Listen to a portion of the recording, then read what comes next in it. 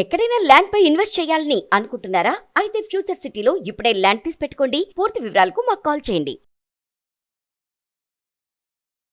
నమస్తే రమ్మగారు. నమస్తే చే. మనం ద్వాదశ జ్యోతిర్లింగాల గురించి మాట్లాడుకుంటూ ఉన్నాము. 2 ఆలయాలు అయిపోయినాయి, సోమనాథం అండ్ శ్రీశైలం మాట్లాడేసుకున్నాం. 3వ ఆలయ దర్శనం ఏం చేసుకోవాలి రమ్మగారు? ఇలా లెక్క ప్రకారమే చేయాలి అక్కర్లేదు, కానీ మిస్ కాకుండా అందరినీ చూడాలి. ఒకవేళ మనం లైన్ లో చేయదలుచుకుంటే ఏ లైన్ చెప్పిందో ఆ లైన్ ప్రకారం చూస్తే సరిపోయి. ఇవేమి అన్ని ఒక చోట ఉన్నవి కాదు కదా, అదేలేండి. అందుకని ఎలా కుదిరితే అట్లా.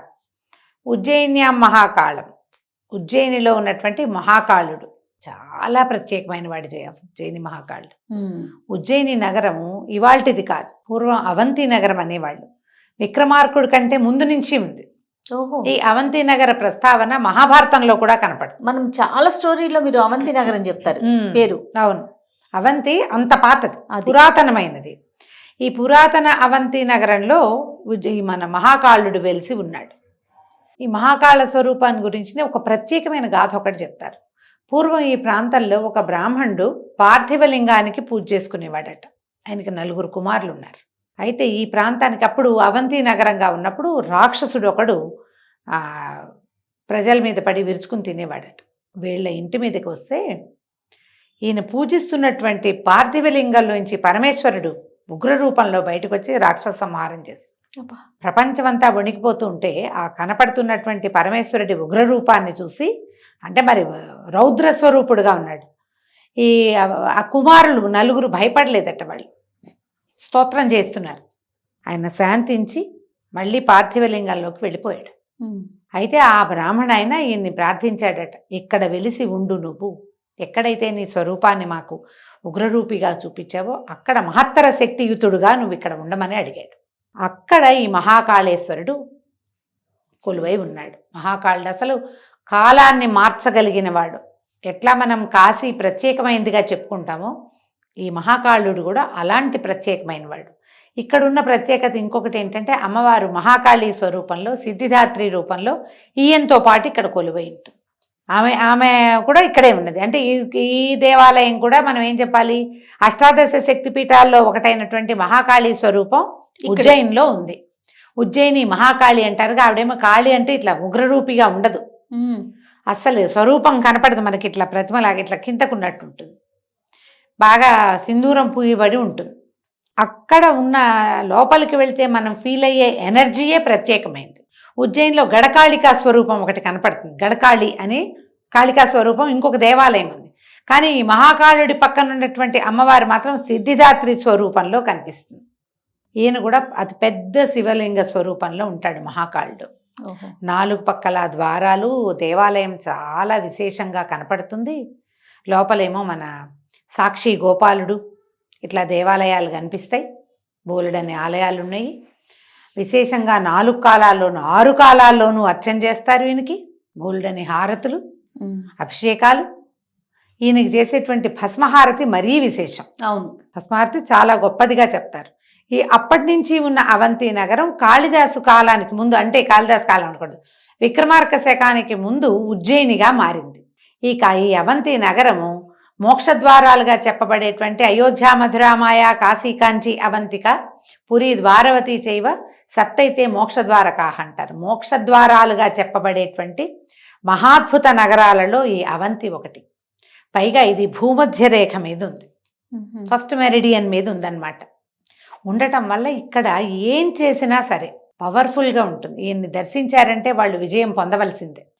ఏ విషయం కోసం ఈయన్ని చూస్తారో ఆ విషయంలో వాళ్ళు విజయం పొందుతారు. ఆ ఉజ్జయినిలో జయ ఎవరితో మాట్లాడినా అన్నానికి లోపం ఉన్న వాళ్ళు ఉండరు అక్కడ. ఆ నగరంలో అసలు ఊళ్ళోనే షాపుల వాళ్ళు వీళ్ళు ఏదో ఒకటి అమ్మి భోజనం చేస్తారు. తిండి లేకుండా ఉన్న జీవే ఉండదట ఉజ్జయినిలో. అబ్బా. పైగా ఈయన ఈ ఉజ్జయినిలో సాయంకాలం అయ్యేసరికల్లా అక్కడ నాట్యం చేస్తాడని చెప్తారు. కాళిదాసు తన మేఘధన సందేశంలో ఉజ్జయిని నగరం గురించి ఎంత అత్యద్భుతంగా చెప్తారో. కాళిదాసు చెప్పాడు ఉజ్జయిని అంటే, కాళిదాసు ఇప్పటివాడు, ఆయన 7-8 శతాబ్దాల నాటివాడు కదా, అప్పటి నుంచి ఉందిగా, అప్పటి నుంచి ఉంది. మధ్యలో ఏవో కొన్ని చిన్న చిన్న దండయాత్రలకి గురైనా కూడా పెద్దగా ఏమి కాలేదు, బాగుంది, బ్రహ్మాండంగా ఉంటుంది. ఈ ఉజ్జయిని చూడవలసిన క్షేత్రాల్లో అది ఉజ్జయిని ఒకటి. ఇలా మనం ద్వాదశ ద్వాదశ జ్యోతిర్లింగాలనే కాకుండా విడిగా కూడా మనం ఉజ్జయిని చూడాల్సింది. దర్శించుకోవాలి. ఫ్లైట్ అయితే ఇండోర్ వెళ్తే ఇండోర్ నుంచి మనం ఇక్కడికి వచ్చేసేయచ్చు ఈజీగానే. దీంతో పాటుగా అంటే అమ్మవారితో పాటుగా స్వామివారు ఎట్లా కనిపిస్తే 5 అంతస్తులుగా ఉంటుంది ఆ దేవాలయం. 3 శివలింగాలు ఉంటాయి. భూగర్భంలో ఒక అంతస్తు ఉందని చెప్తారు. మహాకాళుడు కనపడతాడు. ఆ పైన కూడా ఒక శివలింగం ఉంటుంది. ఆ పైన ఉన్నటువంటి నాగచంద్రేశ్వరుడు సంవత్సరానికి ఒక్కసారే దర్శనమిస్తాడు. ఓంకారేశ్వరుడు ఉంటాడు రెండో మహాకాళుడి పైన, పెద్ద శివలింగం. మహాకాళుడు కూడా మహాద్భుతంగా ఉంటాడు. పూర్వకాలం ఏం చేసేవాళ్ళంటే ఇక్కడ భస్మహారతి, ఇప్పుడు కూడా భస్మహారతి జరుగుతుంది, చుట్టూతా జనం కూర్చునేందుకు అవకాశం ఉండేది. స్త్రీలని రానిచ్చేవారు కాదు ఇది వరకు, పురుషుల్ని. ఇప్పుడు కూడా స్త్రీలు ఏముంది, భస్మహారతి ఇచ్చేటప్పుడు ఆడవాళ్ళందరూ చున్నీ తల మీద వేసుకోండి, కళ్ళు మూసుకోండి అని చెప్తారు. ఎంత బాగుంటుందంటే అభిషేకము చూసి తీరాలి చేయ. అసలు రోమాంచంగా ఉండటము, ఆ రోమాంచం అలాగే ఉండిపోవటము అక్కడే తెలుస్తుంది మనకి. అసలు ఆ తప్పెట్లేమిటి, ఆ తాళాలేమిటి, ఆ శంఖధ్వని ఏమిటి మనం చూడకూడదు రమ్మగారు, ఆడవాళ్ళు చూడకూడదు అంటారు. మిగిలిన అభిషేకము, అలంకరణ అన్ని మామూలుగా ఫలాభిషేకాలు అన్నీ చేస్తారు కదా, పంచామృత అవన్నీ చూస్తారు. అవన్నీ అయిన తర్వాత జలాభిషేకం చేసేసాక మొత్తం తుడిచేస్తారు జయ, ఒక్క చుక్క నీరు లేకుండా. ఈయనకి అలంకారం చేస్తారు. రకరకాల స్వరూపాల్లో శివలింగానికి ముఖం అమరుస్తారు, పూటకొకటి. ఎప్పటికప్పుడు అవతారం మారిపోతూ ఉంటుంది. ఆ ప్రత్యేకంగా అలంకరణ చేయటానికే కొంతమంది ఉంటారు.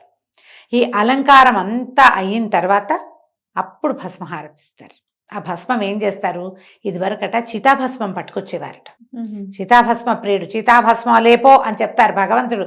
పరమేశ్వరుడికి చితాభస్మం అంత ప్రీతికరమైన భస్మం ఇంకొకటి లేదు. అవును, మొదట్లో చేసేవారట, ఇప్పుడు చితాభస్మంతో చేయటల్లా. ఆవు పిడకలు ఇక్కడ ఉజ్జయిని ఉండండి ఒక ప్లేస్ ఉంది, దాన్ని ఈ భస్మం తయారు చేసేందుకే ఒక ప్రత్యేకమైన ఆవరణ ఉంది అక్కడ. ఆవు పిడకల్ని వెలిగించి భస్మం చేస్తారు. తర్వాత దాన్ని జల్లించి వస్త్రకాళితం చేసి మెత్తటి పొడి సంచితో పట్టుకొచ్చి పెడతారు. అలంకరణం అయిన తర్వాత ఈ మూటని, భస్మపు మూటని ఇంకొక మూటతో కొడతారనమాట. మొత్తం లోపల ప్రాంగణం అంతా భస్మంతో నిండిపోతుంది. స్వామివారు భస్మంతో నిండి కనపడతాడు. ఆ తర్వాత అప్పుడు బాగా అలంకారం చేస్తారు. మొత్తం అందరు వస్త్రాలు తెచ్చి భక్తులందరూ అందించిన అన్ని వస్త్రాలు అలంకరించేస్తారు. ఆ హారతి సమయంలో ఎవరెవరుంటే వాళ్ళందరికి ఇచ్చిన వస్త్రాలు అలంకారం అయిపోతుంది. ఎంతమంది ఎన్నెన్ని స్వీట్ బాక్సులు ఎన్ని పళ్ళు తెస్తే మొత్తం పళ్ళన్నీ నివేదన చేసేస్తారు. చూసి తీరాలి. ఒక 2 గంటలు మొత్తం భస్మహారతి. తెల్లవారుసామున వెళ్ళాల్సి వస్తుంది దానికి. మొదటి హారతికి భస్మంతో చేసేది ఒక్కసారి. తర్వాత హారతులు మొత్తం రోజంతా ఉంటాయి. హారతి అనగానే మొత్తం 4 పక్కల దేవాలయానికి 4 పెద్ద పెద్ద టీవీలు ఉన్నాయి, శంఖాలు మోగుతుంటాయి. జనం అంతా చెప్పులు విప్పేసి నుంచుంటారు జయ 4 వీధుల్లోనూ. ప్రత్యక్షంగా చూసి నేను అనుకున్నా, అసలు ఇట్లా గూస్ బంప్స్ వచ్చి అట్లాగే ఉండిపోయినాయి చేతులు ఆ శబ్దాలకి. ఎంత గంభీరమైన శబ్దాలు. అసలు భగవంతుడు వచ్చేసాడు, నుంచున్నాడు ఈయన ఇక్కడ శివుడు, అలా అనిపించేలాంటి ఫీలింగ్ వస్తుంది. చాలా బాగుంటుంది. అక్కడి నుంచి కాలభైరవుడిని ఒక ఆయన్ని చూడాలి ఈ ఉజ్జయినిలో. పూర్వము శ్రీకృష్ణ పరమాత్మ ఇక్కడ తన విద్యాభ్యాసం ఉజ్జయినిలోనే చేశాడు.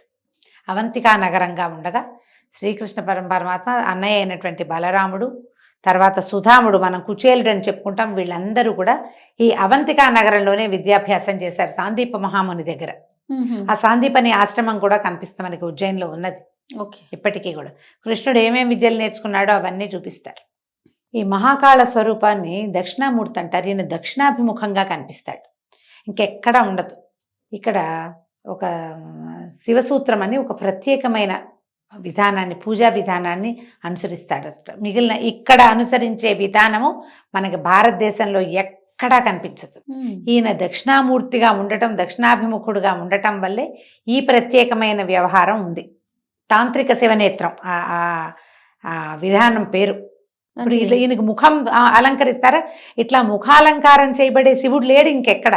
మామూలుగా ఏం చేస్తారు, చక్కగా ఇట్లా పెట్టి పసుపు కుంకుమ గంధంతో సింధు తర్వాత విభూతితోటి ముఖాలంకారం ఊరికి అట్లా చూపిస్తారు. ఇక్కడ అట్లా కాదు, పూర్తి స్వరూపం చూపిస్తారు, ముఖం అలంకరిస్తారు. ఆ తాంత్రిక శివనేత్ర విధానాన్ని అవలంబిస్తారు. ఈయన దక్షిణం వైపుకి ఉండటం వల్లనే ఇలా విధానమట. ఇక్కడ ఒక శంఖయంత్రం అని ఉందని, శంఖం అసలు శంఖం కూడా పూరిస్తారు జయ. ఆ సౌండ్ వినపడితే బా జల్లుమంటుందో. ఈ శంఖయంత్రం ఉండటం వల్లే వీరిని దర్శించిన వారికి విజయం లభిస్తుందని చెప్పబడుతుందట. అప్పుడే ప్రతిష్ఠించి ఉంటారు. అయితే ఇక్కడ ఇంకొక విధానం కనిపిస్తుంది. వర్షాకాలానికి ముందు పర్జన్యానుష్ఠానం అని ఒక ప్రత్యేకమైన పూజా విధానం చేస్తారు. విపరీతంగా వాన పడుతుందట, ఏటా చేస్తారు ఒక్కసారి పర్జన్యానుష్ఠానం అని. పర్జన్యం అంటే మేఘం, ఆ మేఘం కోసం ఏదో చేస్తారు ఇక్కడ పూజా విధానం. భలే వాన పడుతుందట. వర్షాలకు లోటు ఉండదు ఆ ప్రాంతంలో. మధ్యప్రదేశ్ అంతా కూడా వానలు ఉంటాయి. ఈ పర్జన్యానుష్ఠానం వర్షాకాలానికి ముందు వచ్చే విధుల్లో ఒక విధి అనమాట. చూసి తీరాలి తప్పకుండా. ఈయనగా దర్శించి అప్పుడు అమ్మవారి ఇక్కడ మరి శక్తి స్వరూపిణి ఉంది కదా, సిద్ధిదాత్రి ఆలయంలో కూడా మనం సాధారణంగా అమ్మవార్ల ఆలయాల్లో మన వైపు చూసేటువంటి ప్రతిమా స్వరూపంగాను అట్లా కనపడరు. ఒక త్రికోణాకారంలో ఉన్నట్టుగా, ఒక సింధూరం అల్లదినట్టుగా కనపడుతుంది. మన మహాకాళి అనగానే గబుక్కుని మనకు ఒక ఊహ వస్తుంది. అవునవును, ఆవిడ 8 చేతులు 4 బయటికి చూపించి అట్లా ఉండదు. శాంత స్వరూపిణిగా లక్ష్మీ పార్వతి, లక్ష్మీ సరస్వతి ఇద్దరు చెరుపక్కల ఉన్నట్టుగా త్రిమాత స్వరూపంగా త్రిశక్తి రూపిణిగా కనిపిస్తుంది. దేవాలయం కూడా పరమ కూల్గా ఉంటుంది. ఎంత హాయిగా ఉంటుందో సిద్ధిదాత్రి ఆలయం. ఆయన చూశాక ఇటు వస్తే బడా గణేష్ మందిర్ అని ఉంటుంది, ఒక గణపతి దేవాలయం ఉంది. తర్వాత ఈ అమ్మవారిని చూసి ఆ తర్వాత క్షిప్రా నదీ తీరంలో ఉంది. ఇక్కడ ఉన్న నది పేరు క్షిప్రా నది లేదా క్షిప్ర. ఈ క్షిప్ర ఏంటంటే శైవులు వైష్ణవులు కూడా ఉన్న ఊరన్నమాట ఇది. క్షిప్రా నదికి ఒకవైపు ఒక గట్టున వాళ్ళు ఒక గట్టున వీళ్ళు ఉంటారట, ఉండేవాళ్ళు ఇది వరకు. సేవించుకోవడానికి కూడా అట్లాగే వాళ్ళ తర్వాత వీళ్ళ తర్వాత వాళ్ళు వచ్చేవాళ్ళు అనమాట. కింద ఎన్ని శివలింగాలు ఉన్నాయంటే ఆ ఊర్లో, నదీ తీరం వెంబడి అన్ని లింగాలే, అన్ని చోట్ల బోలెడన్ని చిన్న పొన్న శివలింగాలు పురాతనమైనవి. అడుగడుక్కి ఒక దేవాలయం కనపడుతుంది, అడుగడుక్కి ఒక భైరవ మందిరం కనపడుతుంది, అడుగడుక్కి ఒక అమ్మవారి దర్శనం లభిస్తుంది. మొత్తం ఊరంతా కూడా దేవాలయాల ఊరుగానే కనపడుతుంది మనకి. ప్రత్యేకంగా ఉంటుంది ఆహారం. ఇది మనకి అక్కడికి పద్ధతులు కొంచెం తేడా ఉంటాయి. సౌత్ ఇండియన్స్ ఒక రవ, కొంచెం దక్షిణ నుంచి వెళ్ళిన వాళ్ళు కొద్దిగా రొట్టెలు అక్కడ ఉన్న పోహాలు తినలేకపోతాం. కానీ మనం సోమనాథ్ వెళ్ళినా మనకు అదే పరిస్థితి. కానీ ఆహారానికి ఇబ్బంది అయితే ఉండదు, శుభ్రంగా ఏదో ఒకటి దొరుకుతుంది హాయిగా. తప్పకుండా ఉజ్జయిని మహాకాళుని దర్శనం చేసుకోండి. పక్కనే ఉన్న అమ్మవారిని కూడా ఇద్దరిని ఒకేసారి చూసి తర్వాత కాలభైరవుడి దర్శనం కూడా చేసుకుంటే విశేషం. ఇక్కడ ఇంకా మంగళనాథ మందిర్ అని చాలా ఉన్నాయి దేవాలయాలు. సాందీపని ఆశ్రమం చూడొచ్చు, భర్తృహరి గుహలు చూడొచ్చు. 2 రోజులు పెట్టుకుంటే మొత్తం కంప్లీట్ అన్నిటినీ మనం పూర్తి చేసుకోవచ్చు. అవకాశం ఉన్న వాళ్ళు దర్శనం చేసుకోవచ్చు. తప్పకుండా రమ్మగారు. నమస్తే. నమస్తే జయ.